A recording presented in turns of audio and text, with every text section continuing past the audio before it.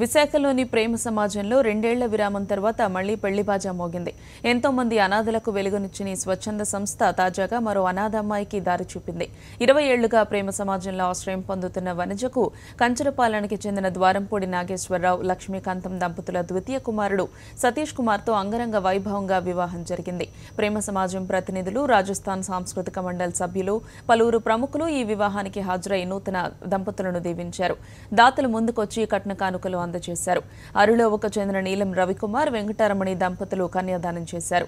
వివాహం అనంతరం విందు భోజనం ఏర్పాటు చేశారు. ఈ వివాహంతో ప్రేమ సమాజంలో ఇప్పటివరకు 103 వివాహాలు జరిగాయని సంస్థ ప్రతినిధులు తెలిపారు.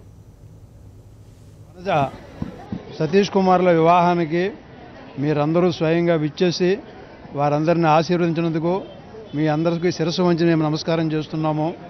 ప్రేమ సమాజం 85 సంవత్సరాల నుంచి విశాఖపట్నంలో సమాజ సేవకు అంకితమైన సంస్థగా మీ అందరికీ తెలిసిన విషయమే. ఎందరో డెస్టిట్యూట్స్ కానీ, అనాథ బాలలు కానీ, అనాథ ప్రేత సంస్కారం కానీ, గోశాల కనుకండి, లెప్రసీ హోమ్ కానీ, ఇవన్నీ కూడా ప్రేమ సమాజం ఎంతో శ్రద్ధతో నిర్వహిస్తూ ఉంది. పెద్దలందరూ కూడా విచ్చేసి